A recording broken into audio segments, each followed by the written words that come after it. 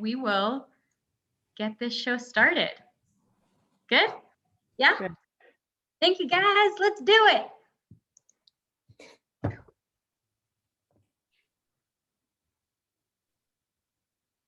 Hello, welcome, welcome, welcome.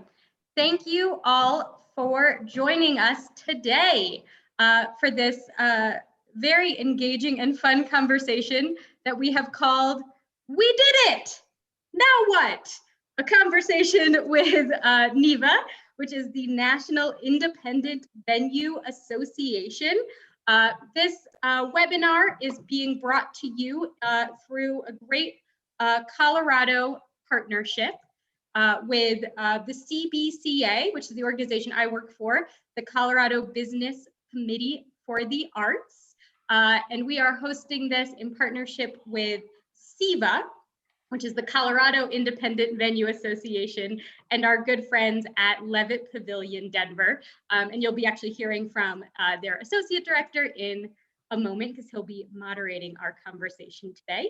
CBCA, I mentioned, is the Colorado Business Committee for the Arts. Our whole mission is about advancing Colorado's creative economy through that intersection of arts and business. This webinar is part of a series of programming we do called Advancing Creatives, and we are appreciative of the support from the Kenneth King Foundation and Credit Union to be able to be part of partnerships like this and provide this business professional advocacy education to our creative sector in Colorado. And we will be doing these webinars with CBCA and SIVA and Levitt every month on the last Monday of the month from 4 to 5 p.m.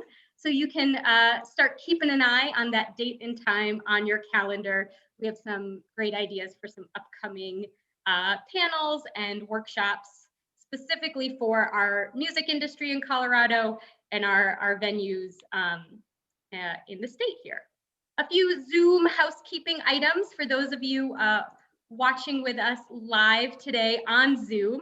You were muted when you first entered. We ask that you stay muted throughout at least the panel conversation. That helps us just avoid any background noise, dogs barking, people coming to the door. I know I have someone will likely be coming through my front door in the middle of this webinar. We invite you to turn your camera off if you wish. That helps our panelists sort of read each other and really take center stage in this conversation. So feel free to turn your camera off. We are recording today's webinar and we will be sharing that on CBCA's YouTube page shortly after this event. And we'll send you an email with that link and it'll be available also on our website going forward. And we do have closed captioning available. So on the bottom of your little Zoom screen, you should have a button that it either says subtitles or closed captioning. I should write it down, I never remember, but one of those two things. And that can give you some subtitles going along today if that's helpful for you. Lastly, make sure you identify your chat box. By now, we're all getting pretty good at this. And practice. Go ahead, introduce yourself. Let us know who you are, where you're coming from. I know we actually have quite a few people from outside of Colorado on today's call, and that is so exciting. As well as scrolling through here, I see many familiar faces, some venue in Greeley, a venue in Denver. It's great to see you all on here. So find your little chat feature, introduce yourself, and that's also where you'll be sharing questions for our panelists. I'll be keeping an eye on that throughout the conversation. So I'm going to go ahead and stop sharing my screen and introduce our panelists. So joining us today, we have Adam Hartke, Rev Moose, and Audrey Schaefer, all who have various leadership roles in Neva and helped get this organization off the ground and have really been instrumental in the Save Our Stages movement, which did not even exist just, less than a year ago, and have really made some significant change on our national level, advocating for our music industry and our performing arts venues.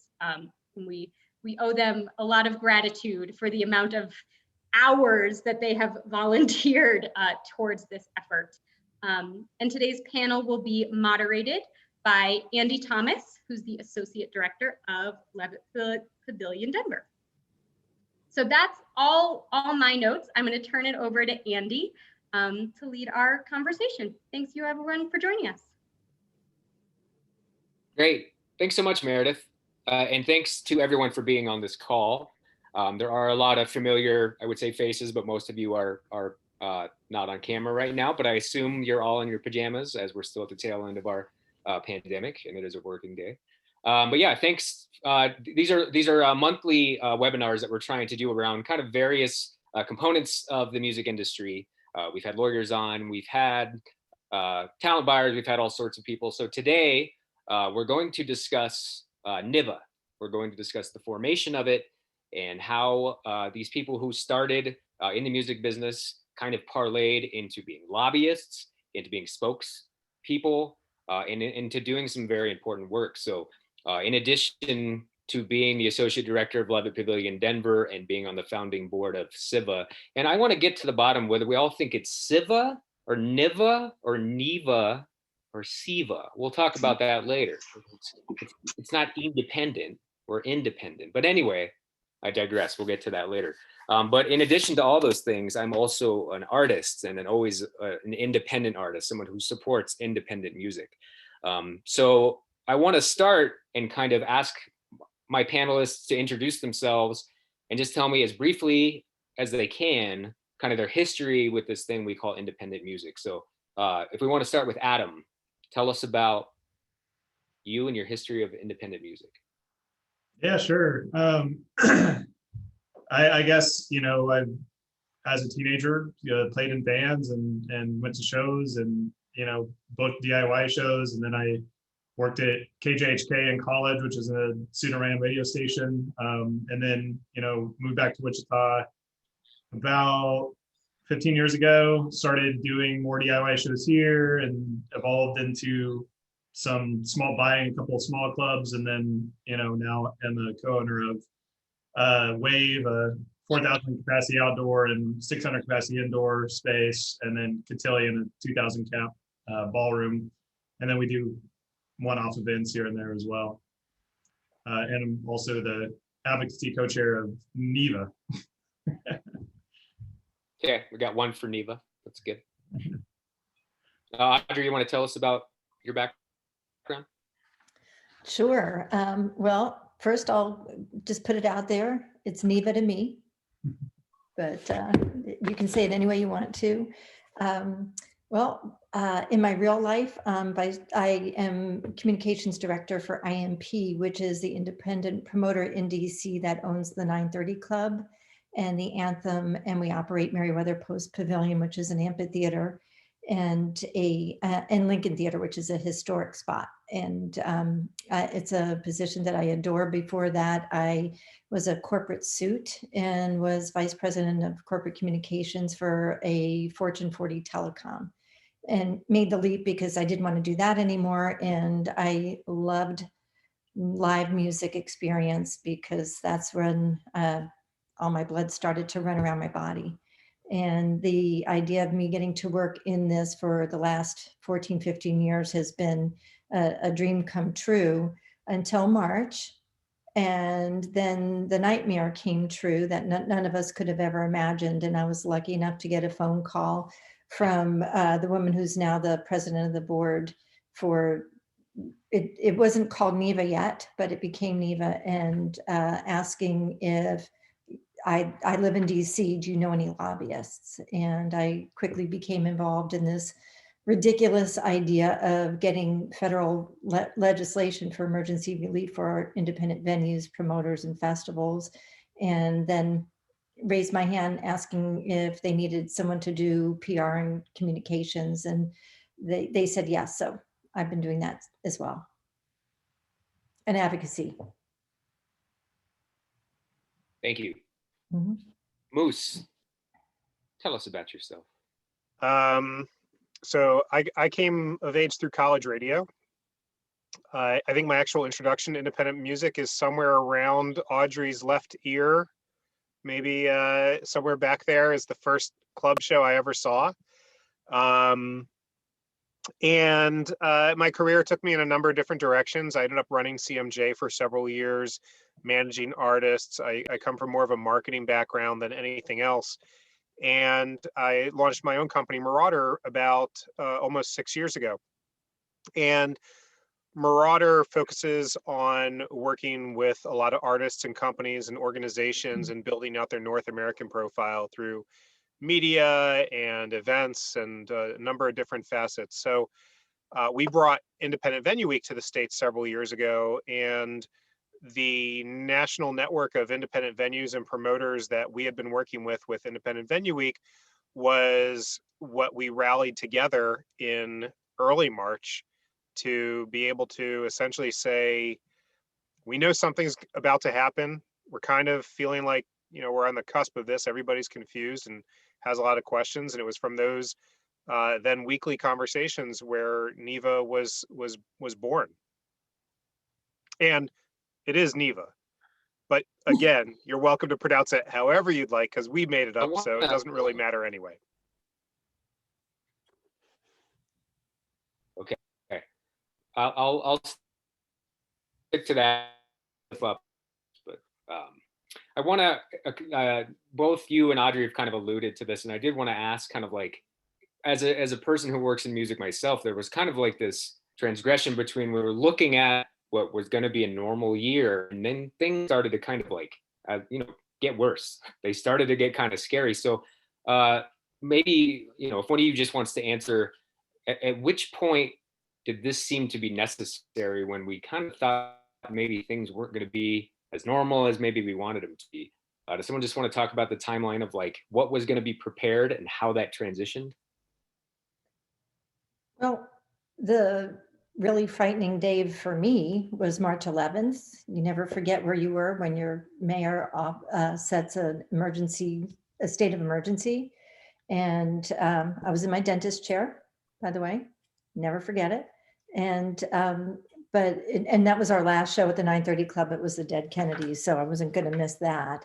But that was our last show. But it was immediately frightening to think, okay, we're not allowed to have shows for 2.5 more weeks to the end of March. What are we going to do?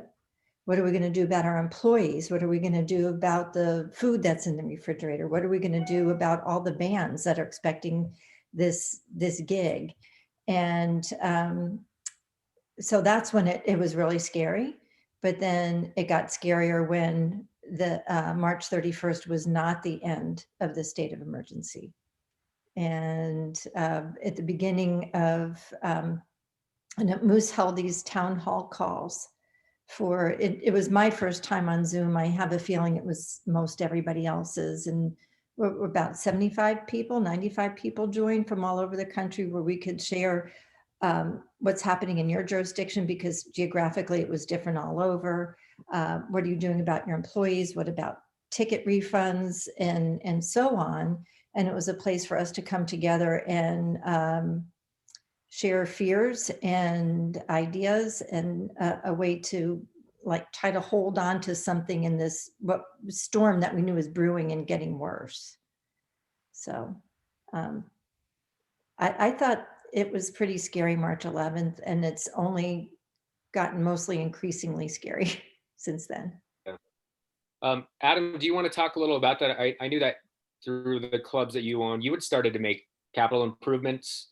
Seemed like things you were gearing up for a big year. And from what I understand, some of the clubs that you own have been kind of like, passed down throughout your family, right? So tell me, where do you come from when you're like gearing up for a year, making improvements, and then this happens?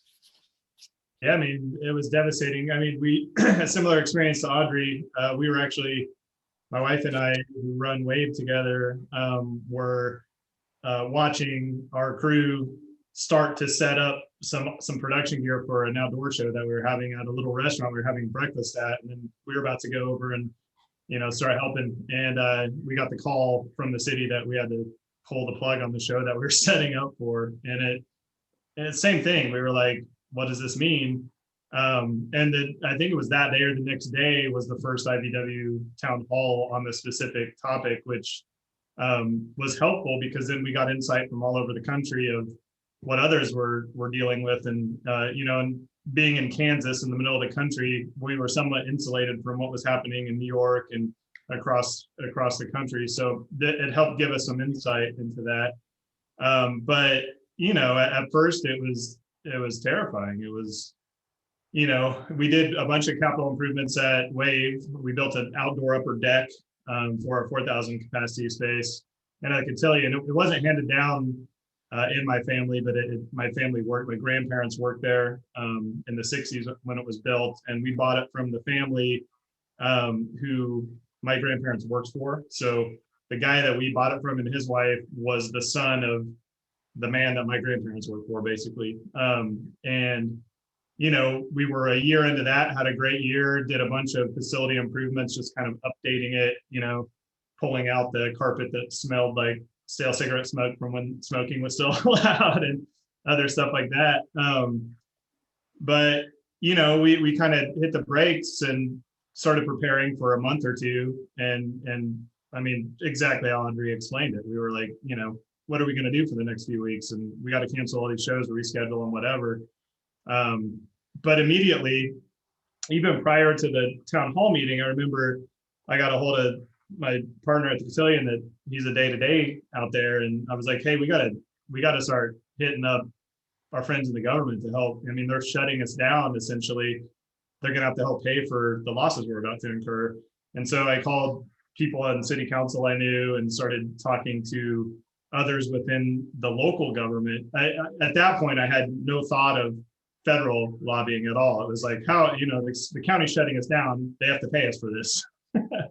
And then it just kind of evolved from there and turned into what Neva is. And, thanks to Moose and Dana and Audrey and everybody else, laying the groundwork, and we all jumped in. Moose, you want to talk about, I mean, as someone who, you're not you're in music, of course, you're in independent music, but you don't run a venue. What was your, like, why did the call need to be answered? And why were you the one to step up?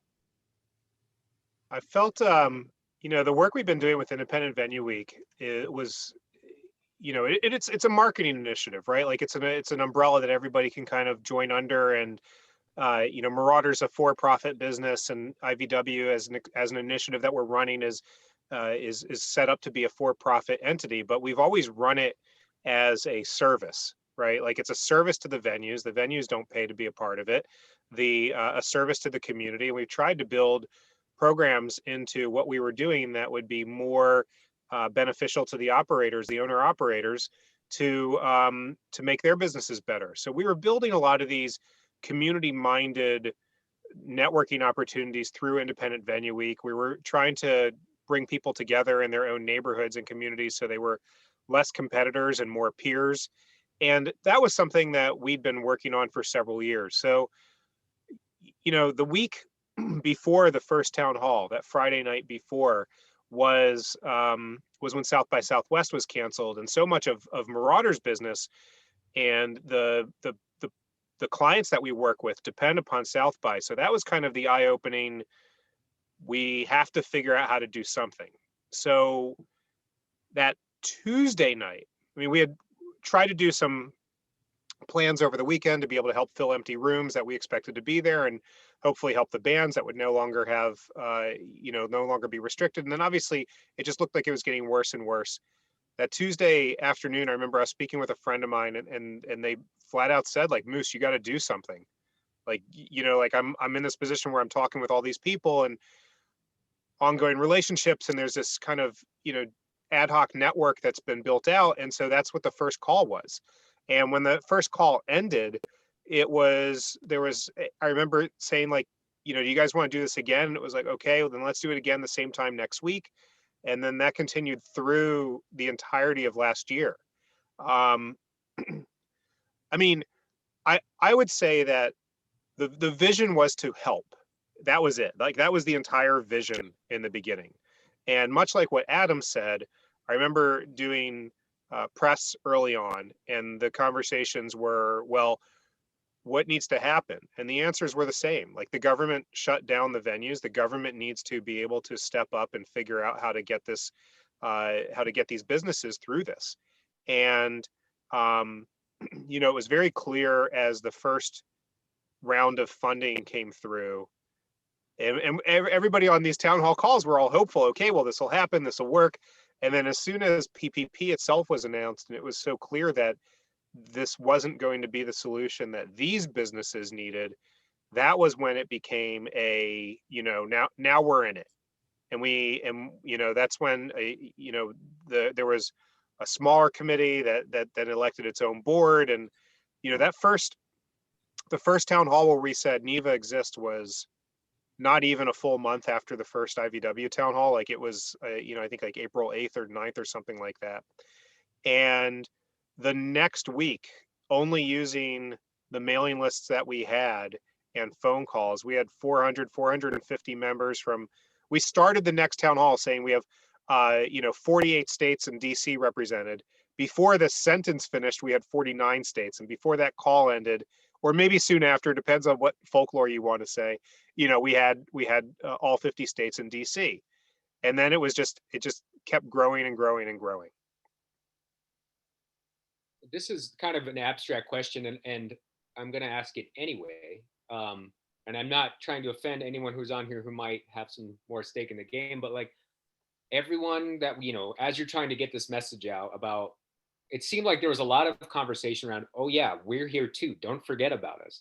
Like, why do you think, out of all these lobbyists and people who are in power, who have all attended concerts at some point, like, why were we all forgotten at first? Why did we have to remind people so much?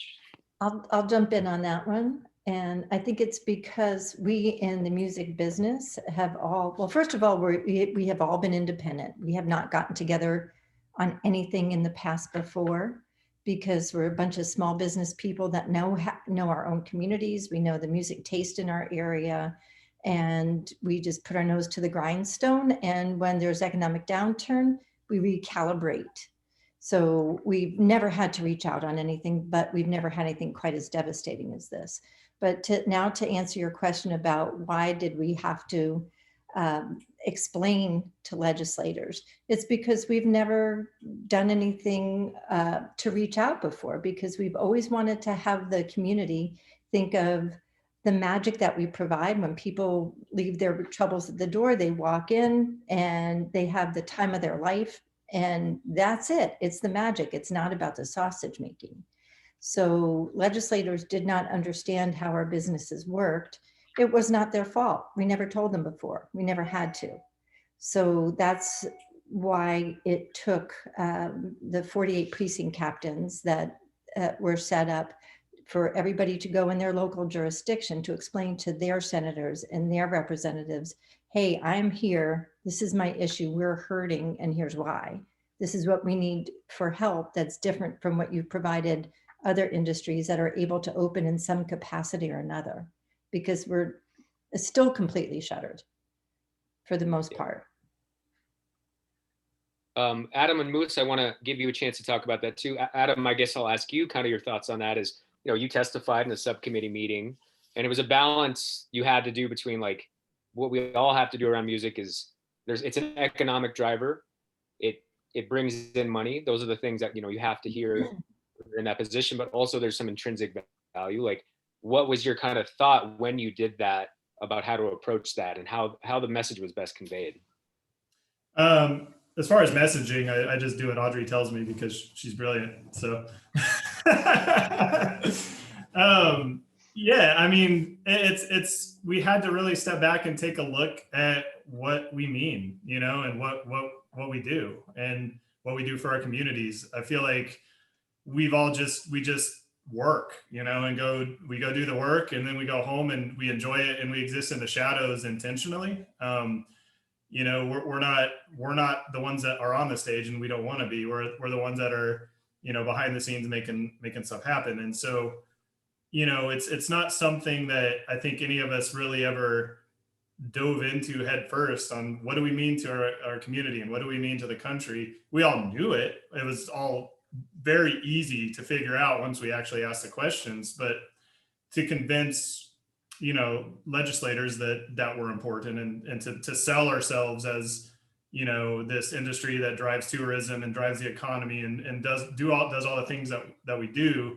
I mean, that was a new whole, just kind of frame of thinking for us. I don't, it's not something, at least me personally, it's not something I'd ever really done, even though I've had those thoughts in my head. I've not ever needed to, nor had the desire to go out and, hit, legislators with it daily. There's never been a reason. We figure it out on our own.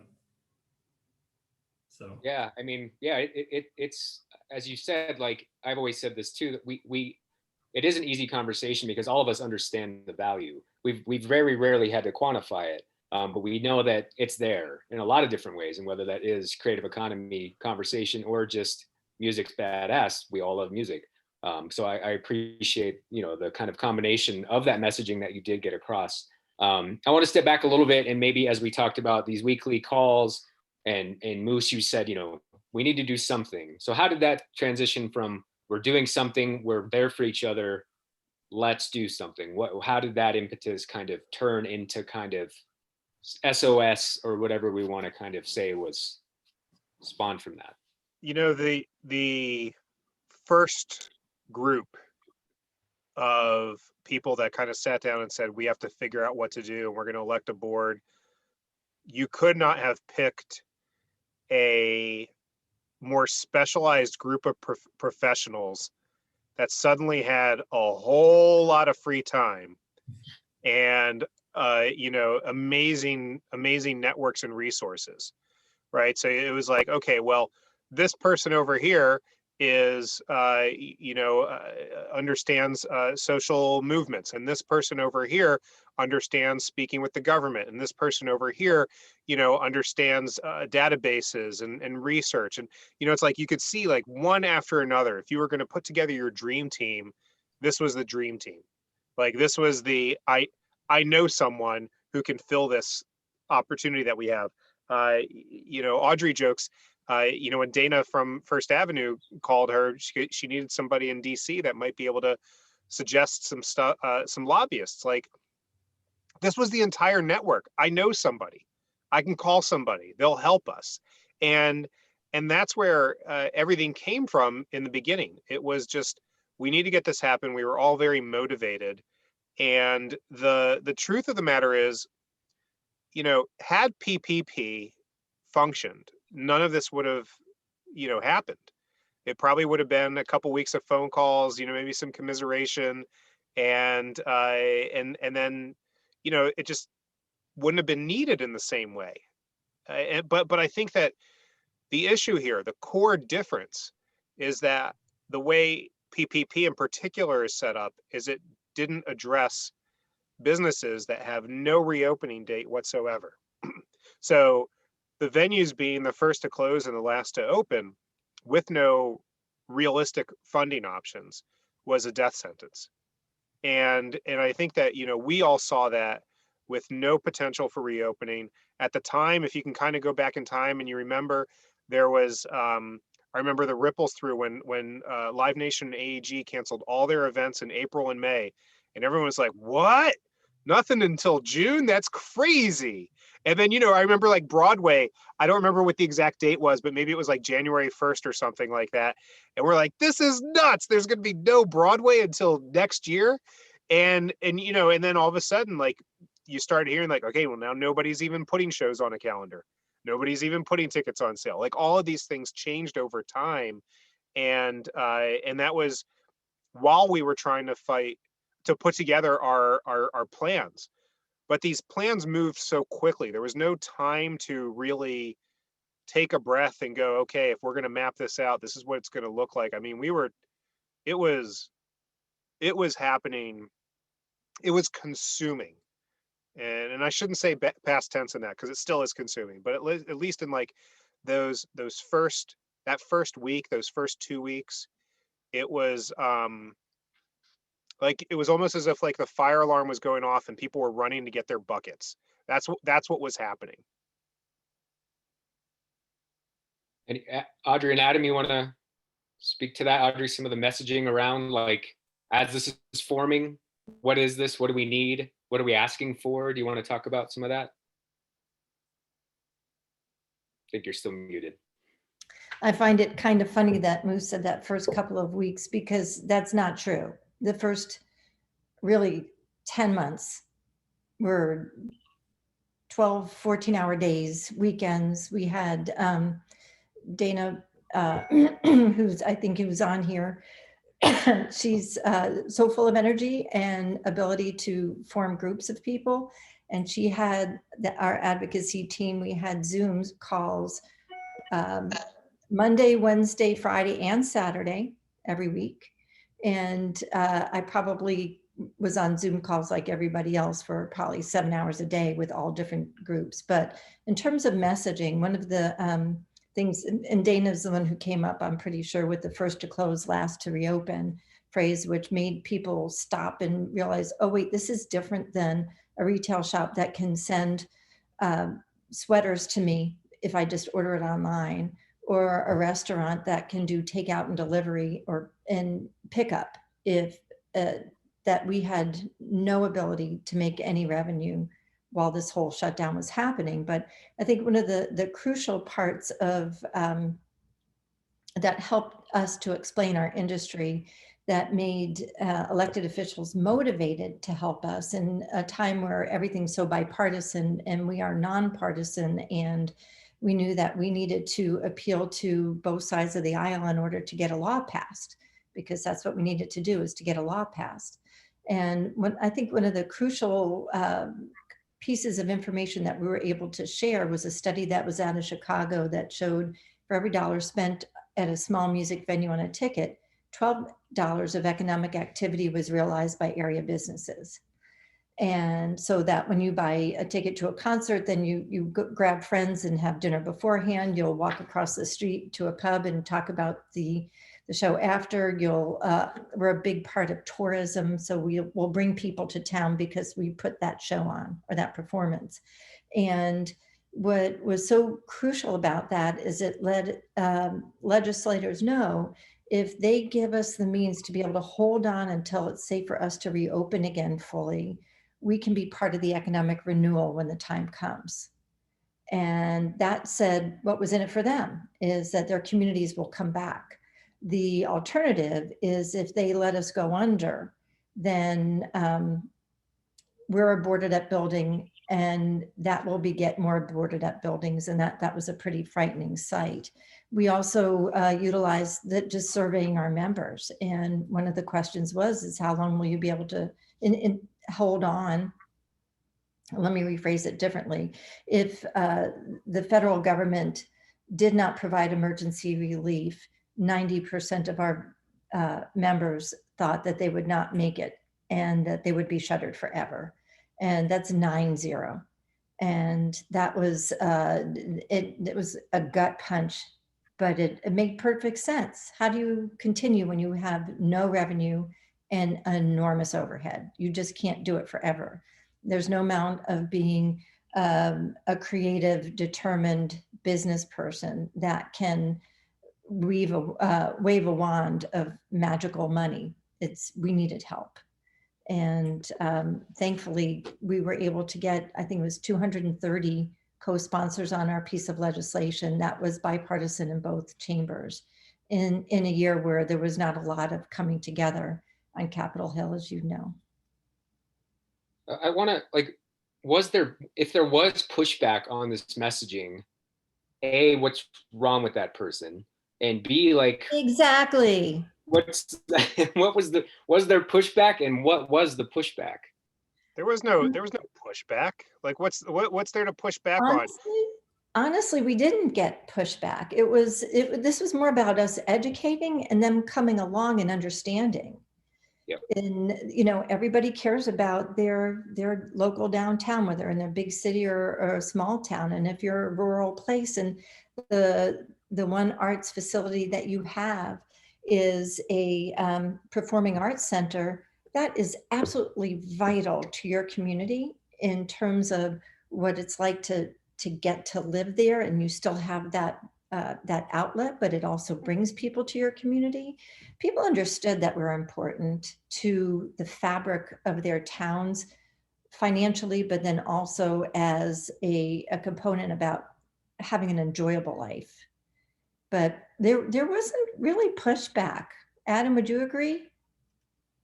Totally. Yeah. I mean, there was some friction when, you know, we tried to separate ourselves from all other businesses and really show how we've been uniquely impacted. How, as Audrey said earlier, we're fully shut. You know, we don't have the option for, you know, you can't do carry out for a concert. So I mean, there was a lot of education, but there wasn't a lot of pushback at all. And I was even surprised that a lot of, you know, more conservative members of Congress even would jump in and be like, hey, they used to go to shows at X honky tonk. I'm a big fan of country music or whatever. So I mean, we started seeing that this truly was bipartisan, just as music in general is. And I don't, that wasn't something negative. That was a surprise to me for sure. I think we had thought that this bill was going to pass before the 4th of July recess because everybody said so, because people agreed on this. But what we hadn't counted on is that Congress couldn't come to an agreement on the overall COVID relief package. And that's what was going to be required to put us into it. And they kept coming back to DC and then not agreeing and going back on recess every single month.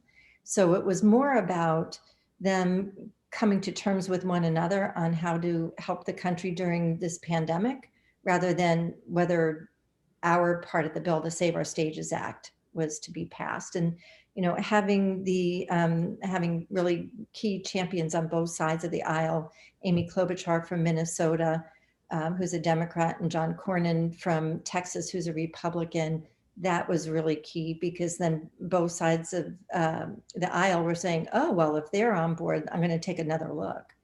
And then Senator Schumer came on full steam and really helped. But the other thing that helped is we, at the very beginning, I don't know which smarty pants with Neva set it up, but saveourstages.com website, so that anybody who cared about the issue could quickly, within 30 seconds, write an email to their local legislator, I should say their state or federal legislator, in order to say, hey, this really means something to me and my community, and please support Save Our Stages Act and Neva.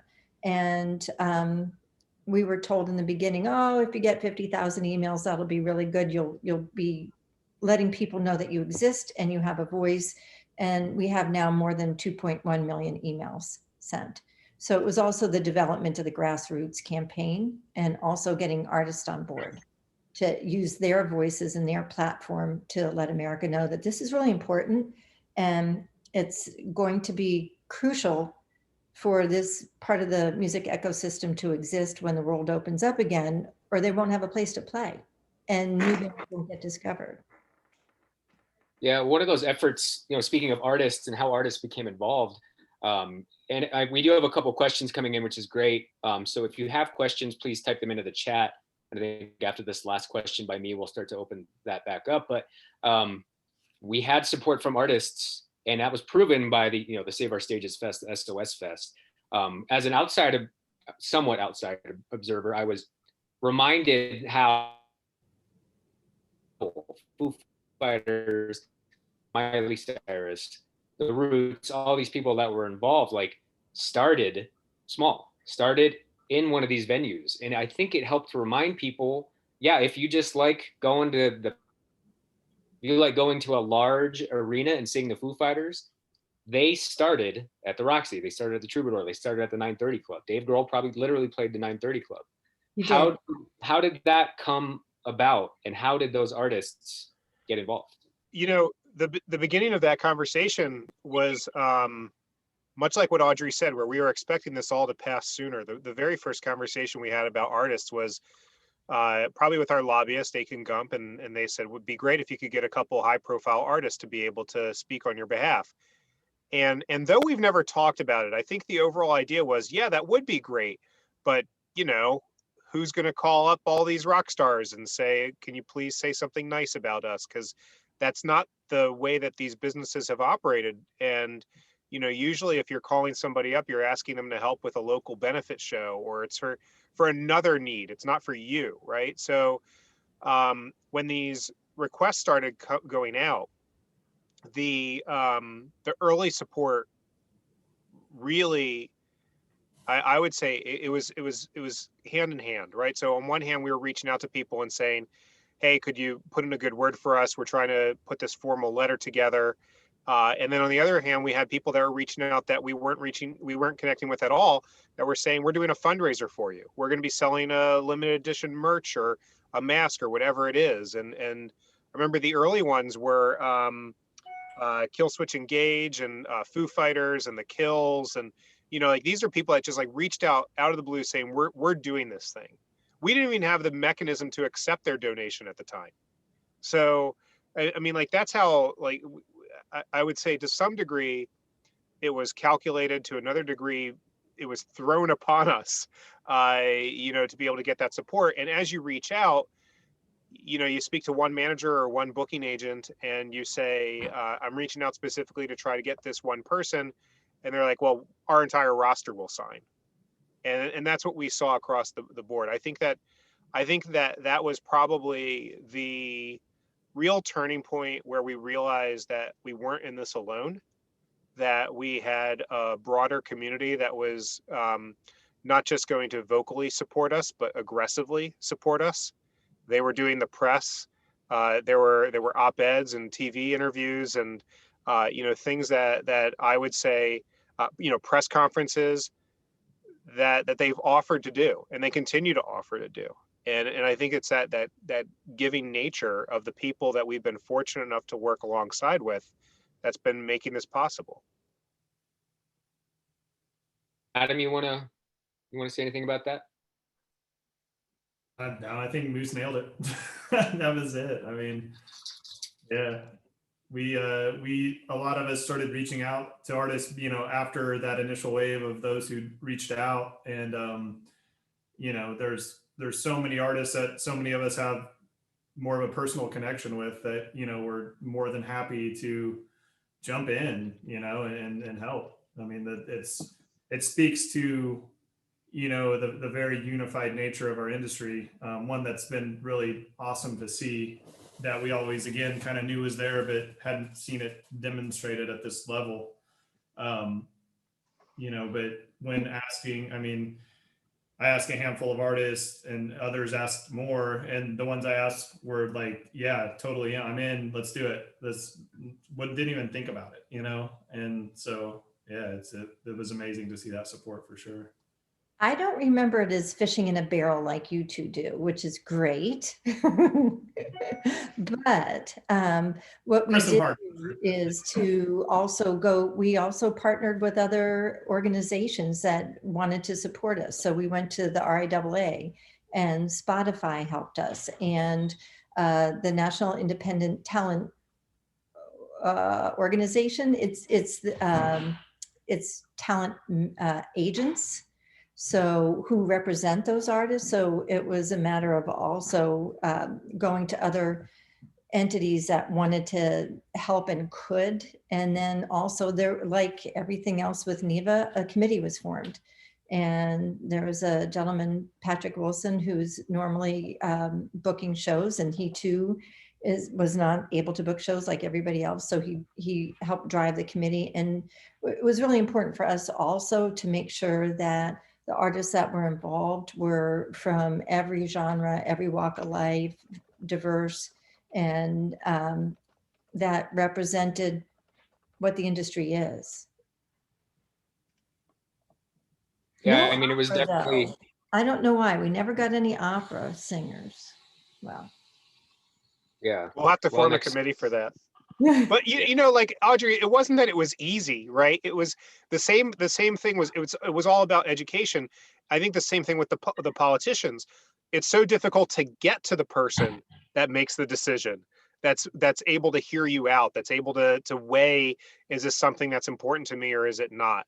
I think with the artists, as other people were very publicly, as you have Jerry Seinfeld, right? You know, going public on TV saying like this is important and writing op-eds and stuff.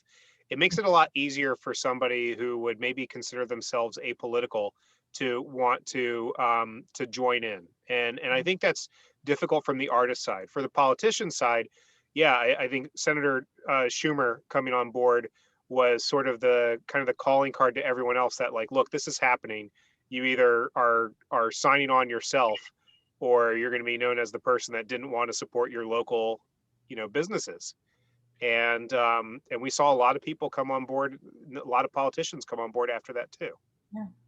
And you also triggered another thought too, is we led in the communication as small businesses, not necessarily leading as wrapping ourselves in the jacket of the arts, and which of course we are, but it was very purposeful because we wanted to make sure that we explained the financial contributions that we make to our communities, because we knew that was a thing that would make senators and representatives pay attention and want to join.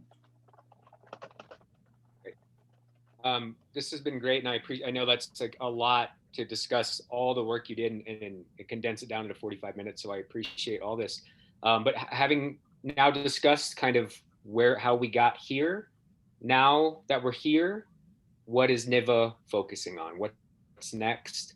I know you can't answer a lot of specifics around, you know, certain things, but just tell me what Niva is focusing on now and how people can still be involved, and yeah, what we're doing. Well, I think our focus is that we have this amazing community and we have a giant pool of resources and we have people working together, and it's going to be to increase that and improve it and deliver better communications to the businesses that otherwise were vastly segregated, and help independent operators feel as if they have, not just feel as if they have, but actually access additional resources that will help their businesses. And that could be anything from like, you know, personal development to assisting with, you know, the rehiring practices. We have an entire task force that's just working on helping to outline reopening suggestions to make that easier, so you don't have to figure it out on your own. You know, it's basically, it's a, I think I would look at Neva as a success if 5 years down the road that somebody were just taking it as a given, right? That it was just like a, you know, I applied for my alcohol license and my permit with the city, and I got my Neva membership sorted, and you know, that's what you need to be able to do business. That to me would be a pretty ideal success, because that means that we're providing a service that is so valuable as an organization that it continues to grow and be relevant to the people that need it the most. Cool. Hey, Moose, do you want to tell them about the Emergency Relief Fund? Do I? I'd love Yes, you to. do. We did launch the Neva Emergency Relief Fund, which is another thing that we had really thought was taking so long it wouldn't be needed, and unfortunately it was. It's intended to help bridge the gap between the federal or state funding that people have been able to receive and what they need to be able to get through to the next deposit whenever that may come. So we've already distributed $3 million in grants to independent venues and promoters across the country. A lot of comedy clubs, you know, rock clubs, like you name it. Like it's a pretty diverse group of recipients, and that's been hopefully the bridge that will get people to being able to receive the funds from the SVO grant that is in place right now. Yeah, and if we can't talk specifics about that, where can people just get updated on that SVO, SOS, any more emergency funding? If you are a Neva member, which right now we are not charging for membership, if you are a Neva member, then you know we're updating through member communications as soon as we have that information. But either way, you can go to Niva's website. It's nivasoc.org, nivassoc.org. And we have an entire page dedicated to what we know about the act as it stands, the grant as it stands. But you know, we're still learning too, right? Like there's a lot that goes into the SBA being able to actually operate a grant program. We do have a question. We have a couple questions coming in. Let me ask someone whose name I cannot read is what ways can artists help save our stages or get involved with the movement, with Neva, with Siva? Whether those are independent artists or massive artists like Dave Grohl, how can artists still help? Well, I think the emergency relief fund would be a really helpful place to be able to really know that you're creating direct change. And so anybody who is doing anything that would be a fundraising effort that would be able to donate funds to that would be appreciated. We have, I noticed that there was a question in the chat as far as applying for the emergency relief fund. We have so many requests in the first round of funding that we have not yet been able to open up a second round of funding, as we do not yet have the funds to be able to satisfy what is needed at the moment. But we're still plugging away, and as funds come in, we're pushing them back out as quickly as we possibly can. And I think that's probably the most helpful way to be able to do something. And also, it sounds so simple, but to support your local venues in whatever way you can. Many of them are selling T-shirts, or might have a coffee shop or their bar open, or whatever the case might be, and try to get them money where they need it. That's the most helpful thing that can be done right now. Is it's all going to be financially oriented. Cool. And we have just a couple minutes left. And again, for any kind of specifics on that, Meredith just put the website for Niva in the chat.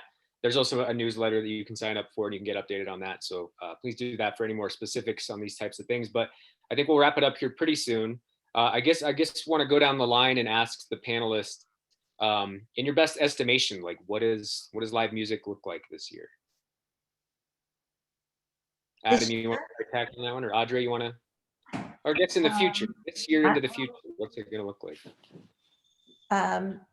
I don't make predictions. And the reason why I don't make predictions is because we don't have control over almost every component of it.